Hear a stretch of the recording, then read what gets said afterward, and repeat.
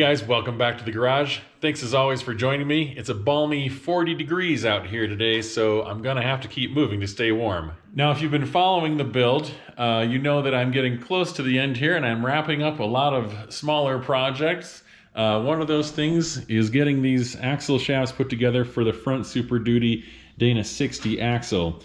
Now, my axle is a 2012 and 2005 forward axles are the strongest because they come with 35 inner spline and 35 outer spline shafts. And these axles are actually stronger than what comes from the factory. These are made of 4340 chromoly, and the U-joint yoke itself on these is actually much larger to hold these 1550 U-joints. So super strong stuff. If anything on this build breaks, it's not going to be these axles. And after I get these assembled, I'll actually show you how these compare in size to the factory Dana 60 axles. That's a bit of a problem. So I've always used a vise to press U-joints together into axles, but that's not going to quite work for me here. This is just about 5 inches wide, and my vise only opens to 5 inches. And it needs to be a little bit bigger than that, because when I start pressing these cups in, they stick out past that point, past here. I need like a 6-inch vise. So I'm going to have to figure something out. So I made some phone calls and I found my brother-in-law, Jason, whose Gladiator I put a lift on once upon a time. Today I am here with my brother-in-law, Jason. What we're going to do is install a lift on Jason's new 2020 Jeep Gladiator. He had a much bigger vise than I've got, and I was able to get these things pressed together, and they turned out great. So I said I'd show you a comparison between the stock factory Dana 60 axle and this aftermarket 1550 chromoly axle. And the axle shafts themselves are the same, still 35 spline, inner and outer, but you can see the size difference in the U-joint. This one is going to be much stronger. And that's good, because these U-joints are going to have to deal with all kinds of different strains than a normal F350 axle would handle. An F350, yes, you tow really heavy loads and the truck itself is very heavy, but you're on smaller tires, and typically with an F350, you're on pavement most of the time. And even if you're on the dirt, it's still a pretty even torque distribution between both front wheels, and most of the time you don't have a locker. So in this application on my FJ Cruiser, which is a much lighter vehicle, I'm going to have huge tires and a locker, and lots of times one tire will be doing all of the work. One wheel or one U-joint is going to be doing a ton of work when the other one might be up in the air. So that's why it's important to have really strong joints in this application, even stronger than a factory F350 would have. All right, now that those are out of the way, it's time to get back under the vehicle to tie up a loose end down there.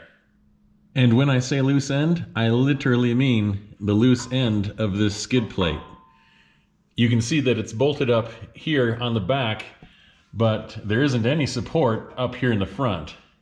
So what I'm going to do here is bring some tubing down from the frame over here, thread the needle literally on this side, it's pretty bad.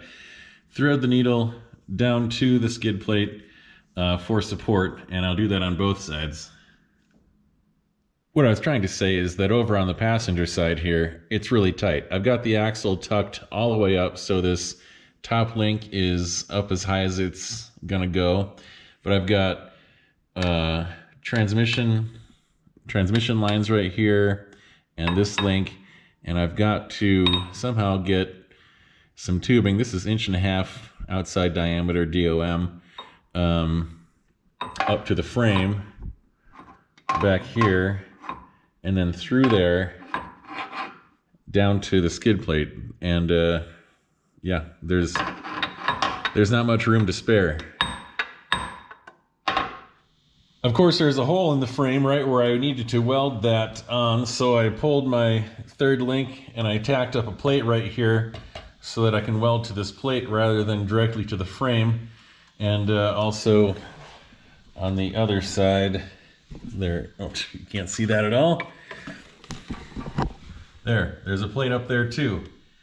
So I'll be welding this tubing to plate on the frame rather than directly to the frame. So these skid plate supports are going to be built in two halves. Each side will have two halves, and I'm going to be able to unbolt the skid plate from the supports using these. I've showed these in a video before when I first made the skid plate. So what I'm going to do is I'm going to build the upper half of the supports first to get the angle correct from the frame, and then I'll build the lower halves.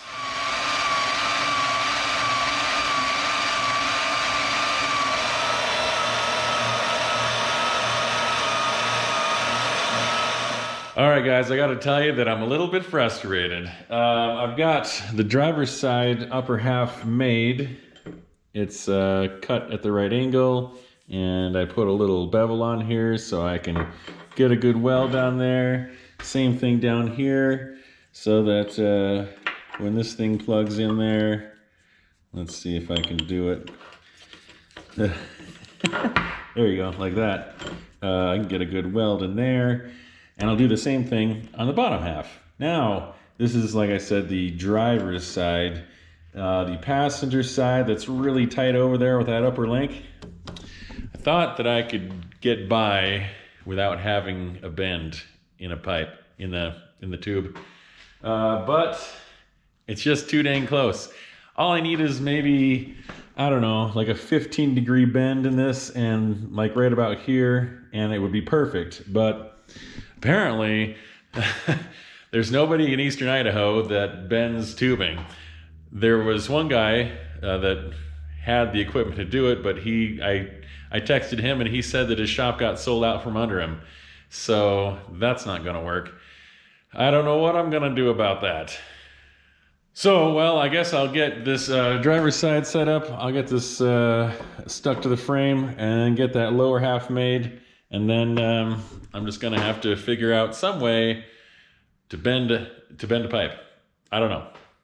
See, just like that. So it's welded to the frame up here. Then there's gonna be another piece that's gonna come from here down into the skid plate to support it. Now, on the other side, besides the upper link, I'm also finding that it's a challenge to get out of the way of the transmission. I don't anticipate removing the transmission, but at the same time, I don't want to weld anything in there that's going to be in the way of removing the transmission if it needs to be done at some point. Okay, guys, well, with the inability to bend pipe, I've really kind of hit a wall here. I don't really want to progress beyond this point on these supports without having both sides ready to do the second halves.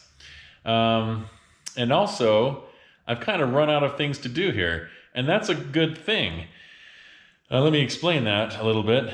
After these two supports are done, the only thing I have left to do on this whole thing is getting my steering hooked up, and that's a work in progress.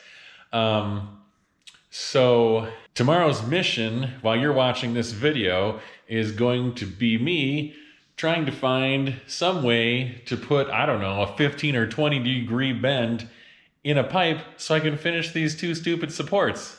But when the steering is done, that's kind of the whole deal, because to finish the steering involves starting the vehicle and getting the air out of that system. So the vehicle's running at that point.